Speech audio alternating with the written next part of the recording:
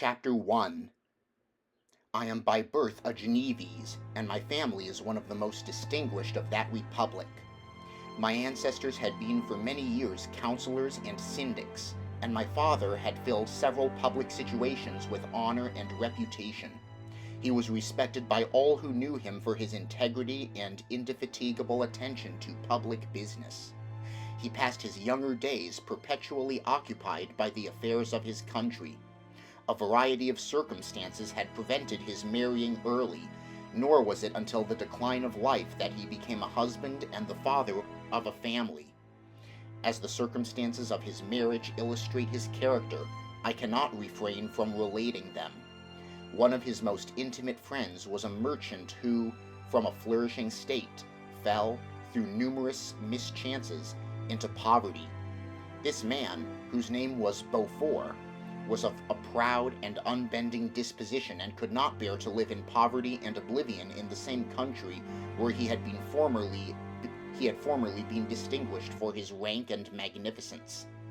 Having paid his debts, therefore, in the most honorable manner, he retreated with his daughter to the town of Lucerne, where he lived unknown and in wretchedness. My father loved Beaufort with the truest friendship, and was deeply grieved by his retreat in these unfortunate circumstances. He bitterly deplored the false pride which led his friend to a conduct so little worthy of the affection that united them. He lost no time in endeavoring to seek him out, with the hope of persuading him to begin the world again through his credit and assistance. Beaufort had taken effectual measures to conceal himself, and it was 10 months before my father discovered his abode. Overjoyed at this discovery, he hastened to the house, which was situated in a mean street near the Royce. But when he entered, misery and despair alone welcomed him. Beaufort had saved but a very small sum of money from the wreck of his fortunes, but it was sufficient to provide him with sustenance for some months, and in the meantime he hoped to procure some respectable employment in a merchant's house. The interval was, consequently, spent in inaction. His grief only became more deep and rankling when he had leisure for reflection, and at length it took so fast hold of his mind that at the end of 3 months he lay on a bed of sickness, incapable of any exertion. His daughter attended him with the greatest tenderness, but she saw with despair that their little fund was rapidly decreasing, and that there was no other prospect of support. But Caroline Beaufort possessed a mind of an uncommon mold, and her courage rose to support her in her adversity. She procured plain work, she plaited straw, and by various means contrived to earn a pittance scarcely sufficient to support life. Several months passed in this manner. Her father grew worse. Her time was more entirely occupied in attending him. Her means of subsistence decreased, and in the 10th month her father died in her arms, leaving her an orphan and a beggar. This last blow overcame her, and she knelt by Beaufort's coffin weeping bitterly, when my father entered the chamber. He came like a protecting spirit to the poor girl, who committed herself to his care, and after the interment of his friend, he conducted her to Geneva and placed her under the protection of a relation. 2 years after this event, Caroline became his wife. There was a considerable difference between the ages of my parents, but this circumstance seemed to unite them only closer in bonds of devoted affection. There was a sense of justice in my father's upright mind which rendered it necessary that he should approve highly to love strongly. Perhaps during former years he had suffered from the late discovered unworthiness of one beloved, and so was disposed to set a greater value on tried worth. There was a show of gratitude and worship in his attachment to my mother, differing wholly from the doting fondness of age, for it was inspired by reverence for her virtues and a desire to be the means of, in some degree, recompensing her for the sorrows she had endured, but which gave inexpressible grace to his behavior to her.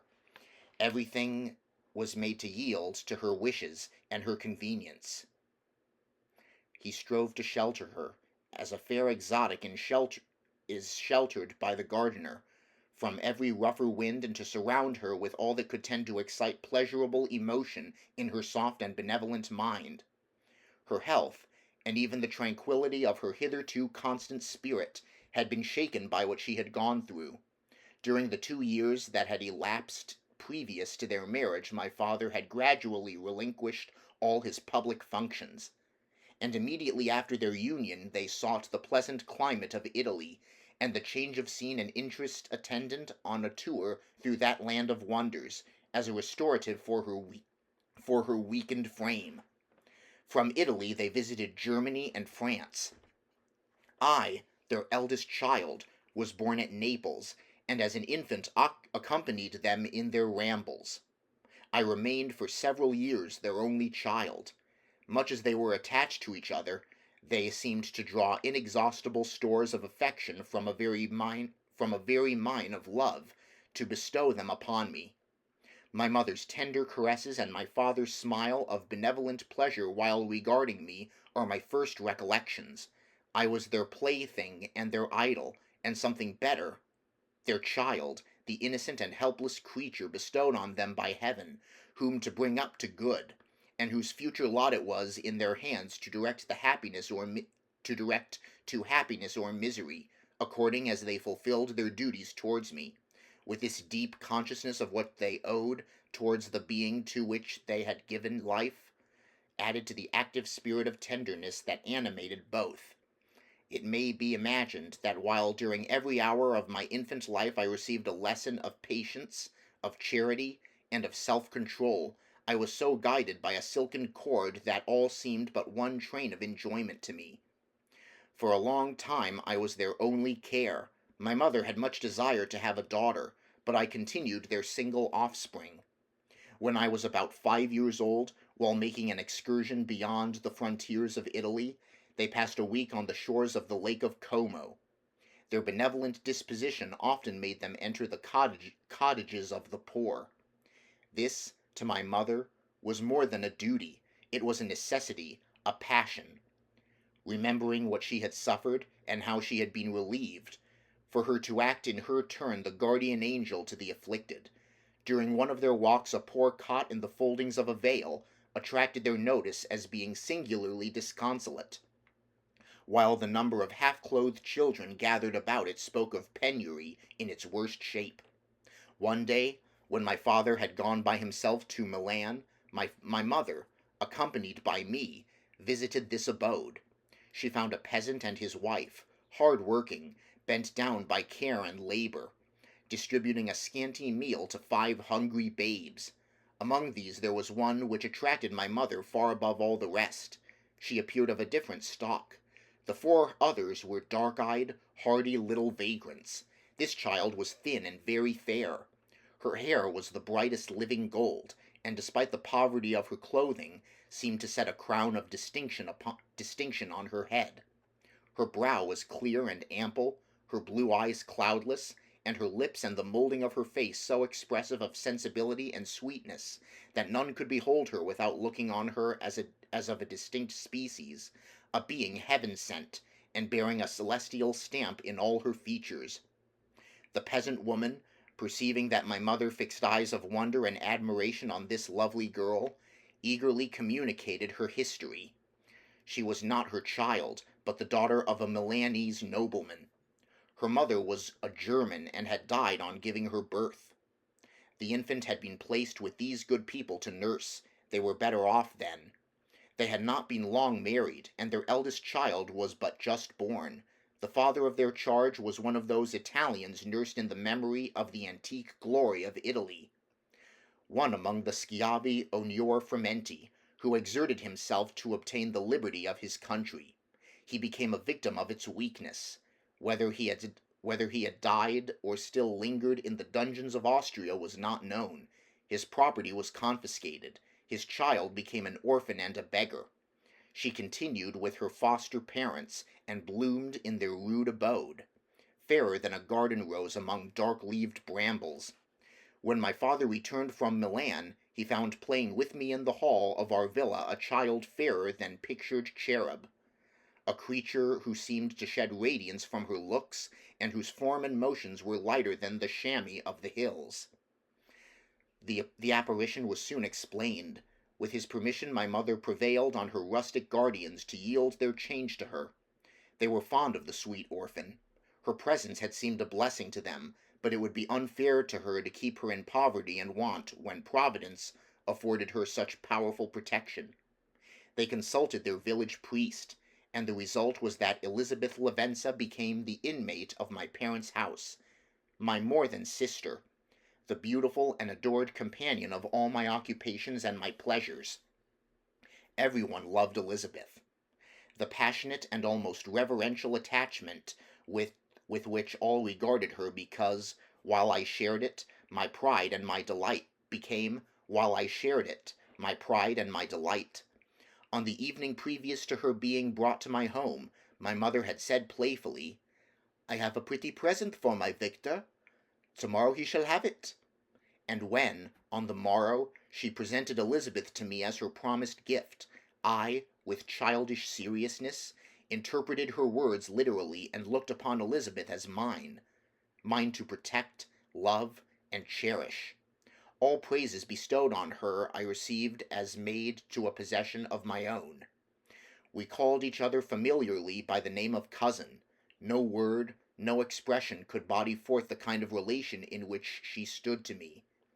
My more than sister, since till death she was to be mine only.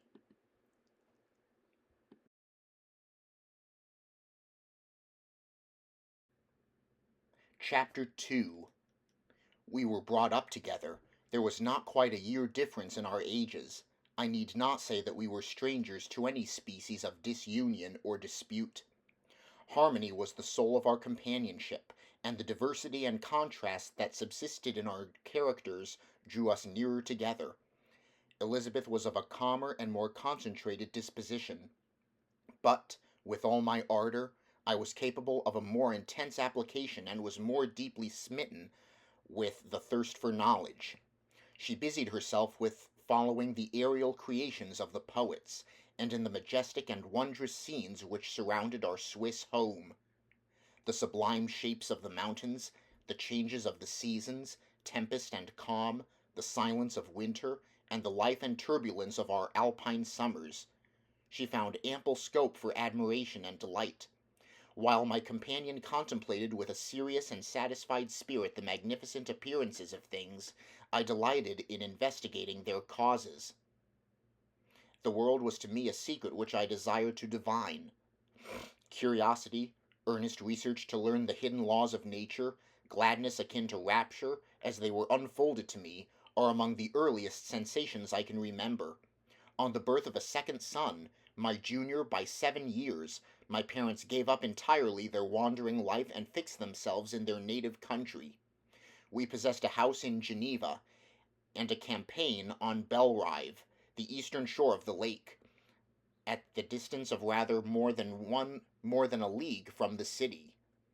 We resided principally in the latter, and the lives of my parents were passed in considerable seclusion. It was my temper to avoid a crowd and to attach myself fervently to a few. I was indifferent, therefore, to my schoolfellows in general, but I united myself in the bonds of the closest friendship to one among them. Henry Clerval was the son of a merchant of Geneva. He was a boy of singular talent and fancy. He loved enterprise, hardship, and even danger for its own sake.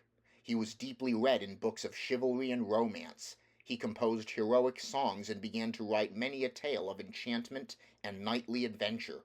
He tried to make us act plays and to enter into masquerades, in which the characters were drawn from the heroes of Roncesvalles, of the Round Table of King Arthur, and the chivalrous train who shed their blood to redeem the Holy Sepulchre from the hands of the infidels.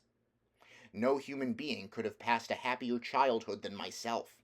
My parents were possessed by the very spirit of kindness and indulgence.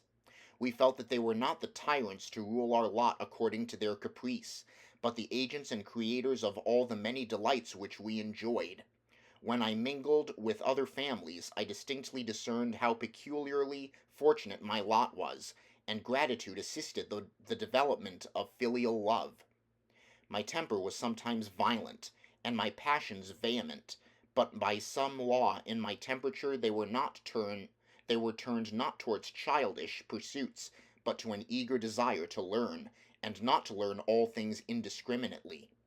I confess that neither the structure of languages, nor the code of governments, nor the politics of various states possessed attractions for me.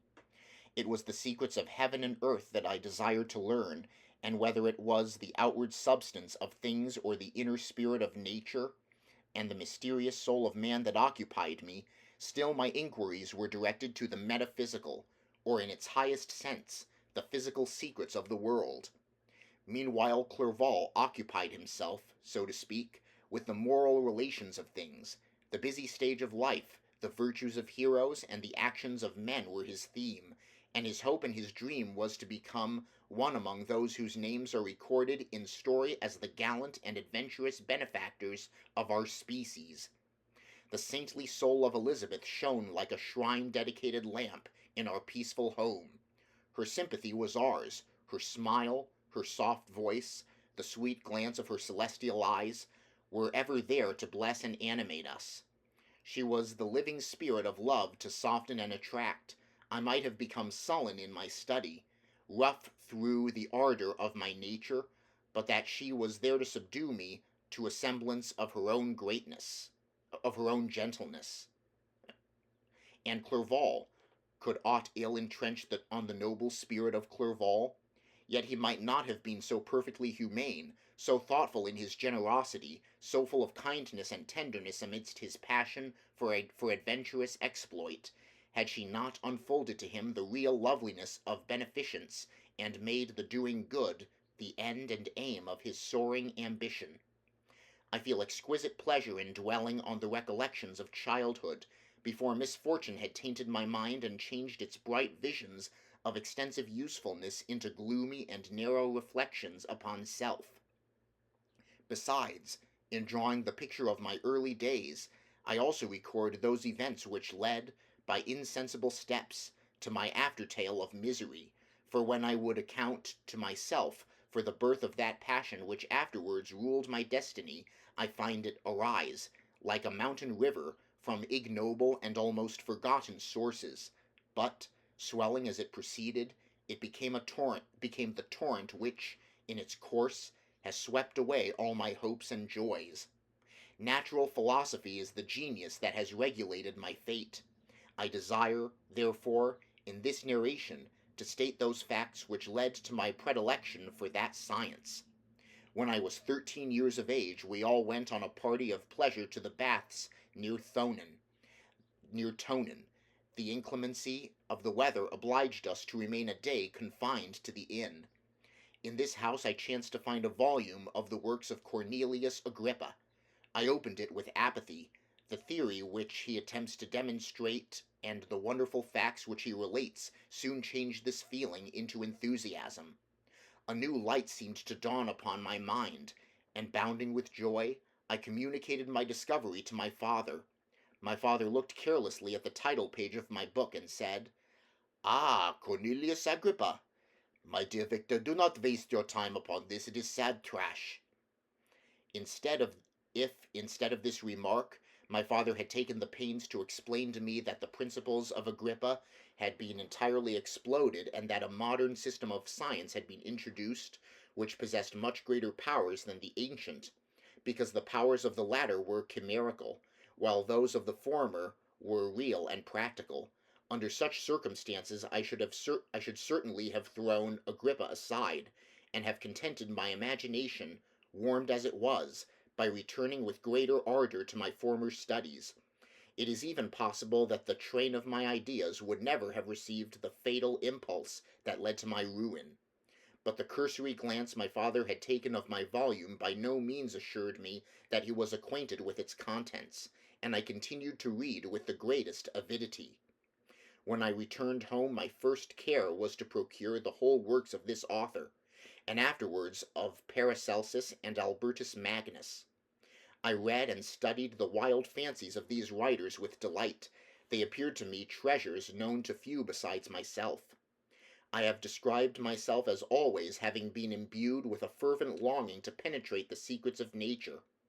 In spite of the intense labor and wonderful discoveries of modern philosophers, I always came from my studies discontented and unsatisfied. Sir Isaac Newton is said to have avowed that he felt like a child picking up shells beside the great and unexplored ocean of truth. Those of his successors in each branch of natural philosophy with whom I was acquainted appeared even to my boy's apprehensions as tyros engaged in the same pursuit. The untaught peasant beheld the elements around him and was acquainted with their practical uses. The most learned philosopher knew little more. He had partially unveiled the face of nature, but her immortal lineaments were still a wonder and a mystery.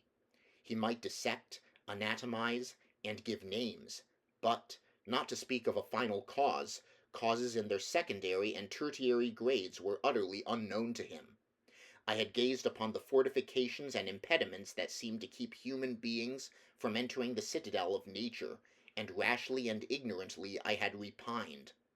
But here were books, here were men who had penetrated deeper and knew more. I took their word for all that they averred, and I became their disciple.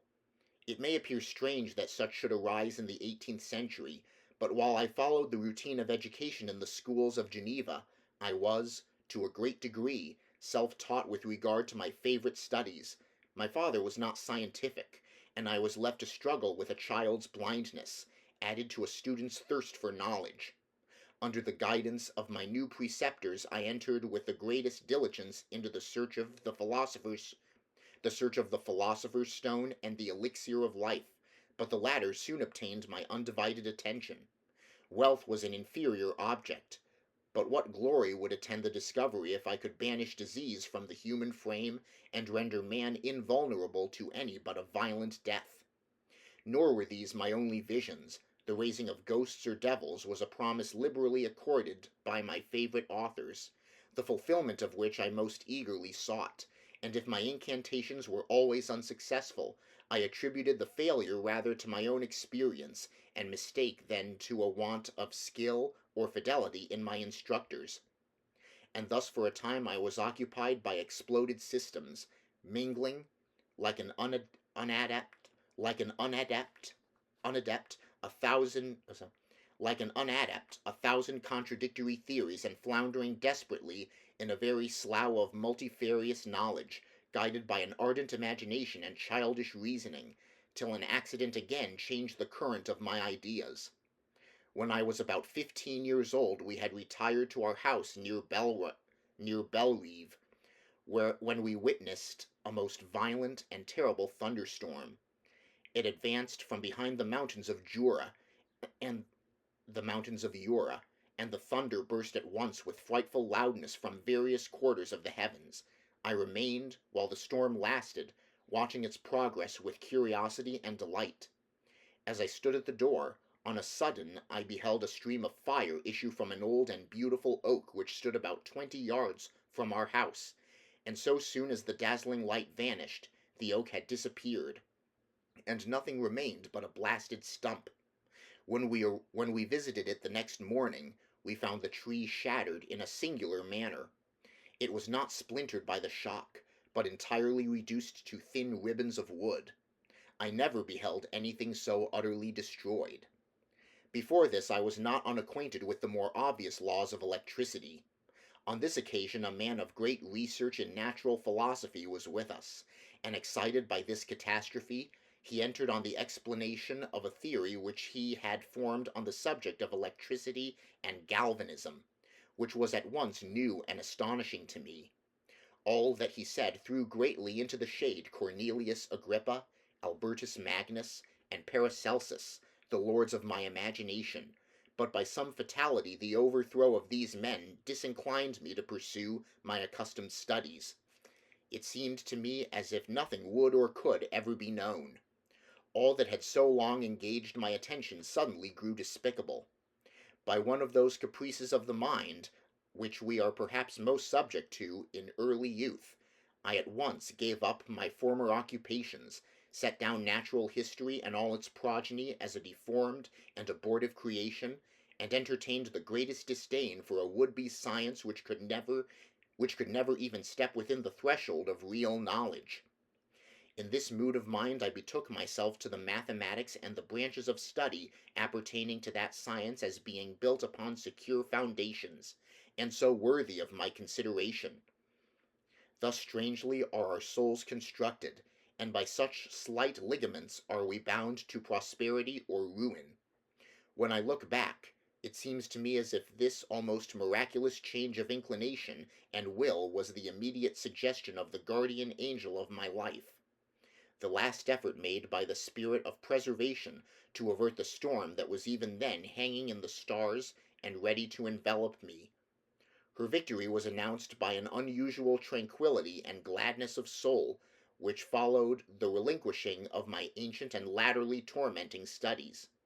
It was thus that I was to be taught to associate evil with their prosecution, happiness with their disregard. It was a strong effort of the spirit of good, but it was ineffectual. Destiny was too potent, and her immutable laws had decreed my utter and terrible destruction.